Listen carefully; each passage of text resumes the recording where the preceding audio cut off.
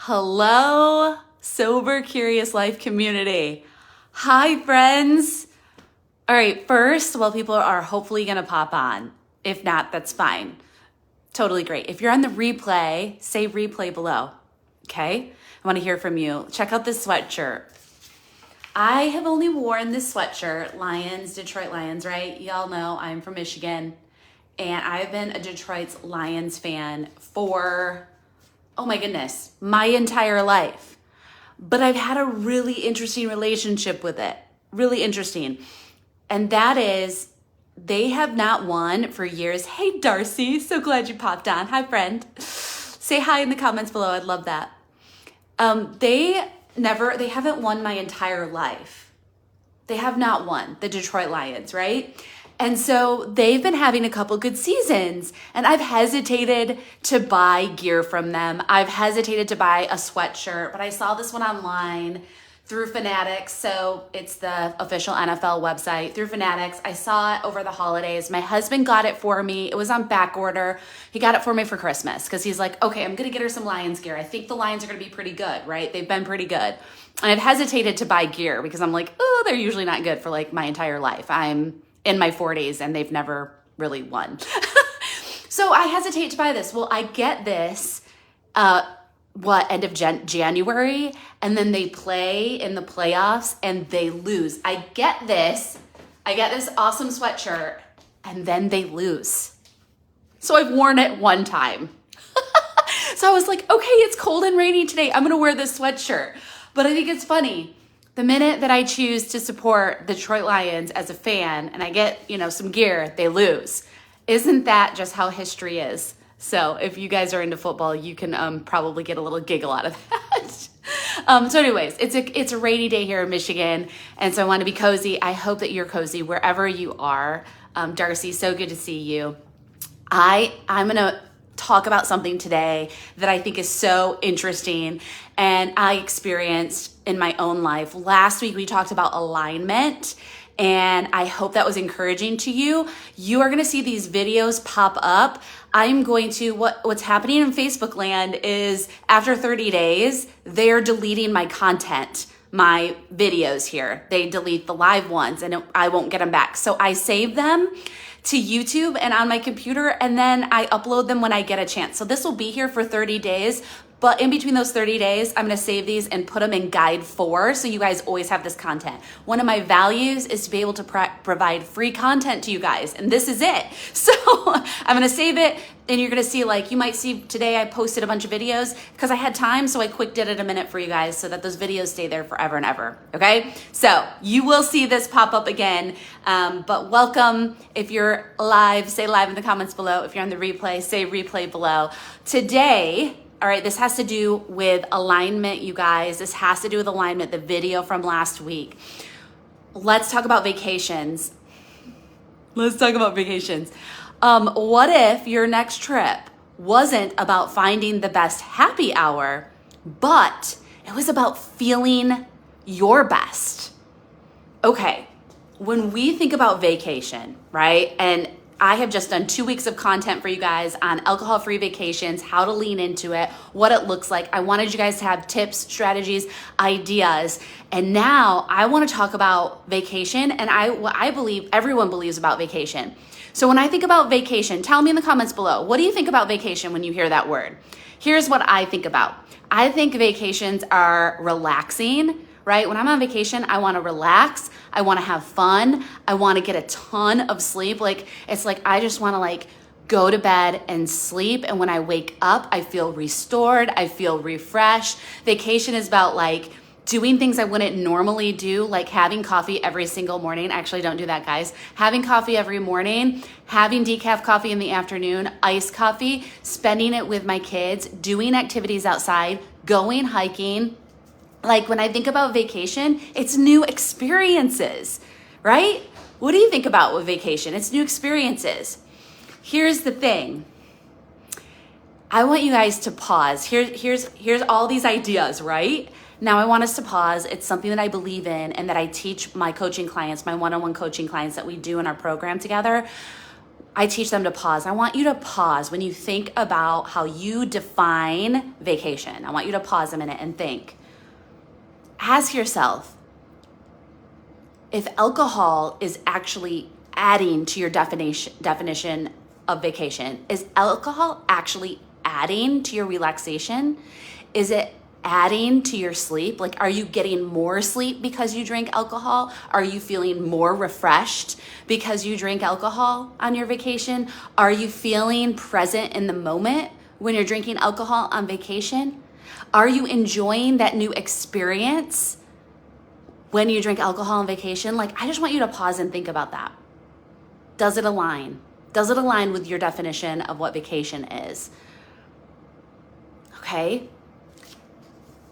Or is alcohol having you exhausted? Like, is alcohol having you exhausted? It had me exhausted, right? My family, what we love to do is go camping when our kids were smaller. We've actually sold our camper in the last 2 years ago we sold it. But before that, our kids were littler, we were like, you know what, let's vacation around Michigan in a camper. And of course, camping meant drinking. Vacation meant drinking. And so I would stay up late at a campfire. And I just told you my definition of vacation, right? Relax, refresh, new experiences, present, clarity, lots of sleep, all those things, right? I would actually stay up late at the campfire, drink, play games until midnight, 1 o'clock, wake up. My kids would wake up. 7 o'clock, right? And I've only gotten 6 hours of sleep. I'm exhausted and I'm not feeling great because I drank until midnight, 1 o'clock around the fire. And now I'm tired and sluggish and I'm trying to drink. Like, did that align? Did that, what I was doing, align? Right? No. Like, when I pause and think about it, it's like, oh, alcohol actually made me exhausted on my vacations. It made me disconnected. I wasn't able to be present in the moment, right? And so I want you to explore what makes your time on vacation feel restorative, right? So does that mean like, oh, I can't ever drink when I'm on vacation? No, I think that you get to decide, right? You get to decide what's good for you. You get to decide what you believe about vacation. You get to decide what aligns in your life. That's the beauty of choice. That's the beauty of how we want to feel. And if you want to feel restored and you want to feel like, I don't know. Okay, so this is how I was, you guys, when I was on vacation, I would come home and need to catch up on sleep and have a vacation from my vacation. Right? Come on, tell me I'm not alone. Tell me in the comments below that I'm not alone if you're watching this on the replay.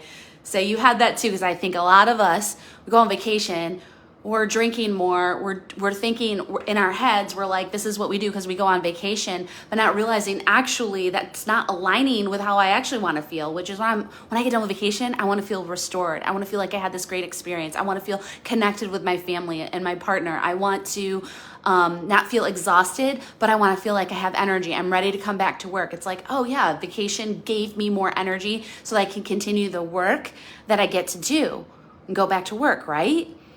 And so I just want you to get curious.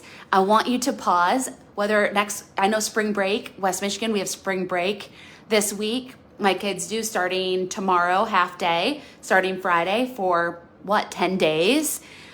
And so I want to encourage you to pause and write down, what is your belief about vacation? And then pause when you're on the vacation and say, okay, is alcohol adding to this or is alcohol taking away from this? And when you pause, I want you to say, how do I want to feel? Like if I want to feel my best on this vacation, what does that look like to me? Now that could be mindfully drinking. Your pause can be like, you know what? I'm gonna go out to dinner with the family and have my glass of wine. I'm gonna pause because I'm enjoying my vacation. So I'm gonna have this glass of wine, okay? And then in it say, be mindful, like, did that help me connect with my family? Is that giving me a great experience? Is that everything I believe about vacation, is that glass of wine adding to that? And it might be in that moment for mindfully drinking. And then at night, do the same thing. You know, it's like, okay. And I remember this when we were camping. I remember having a conversation with my husband. Like, both of us were like, we don't really like to stay up late at a campfire. Like, that's not our thing anymore, especially being alcohol free. And when I was getting curious, it was kind of like, I actually really want to get a lot of sleep so the next day we can go hiking and do activities with the family. So I don't want to stay up that late at the fire. I'll be there for a little bit, but I don't want to stay up till midnight. I can go to bed at 11. I can go to bed at 10, right? And I just remember having that conversation being like, oh, this is what alignment looks like. Oh, it's how I want to feel. So if I want to feel connected with my family, how am I going to do that? If I want to feel connected to the moment, does alcohol add to it or take away from it?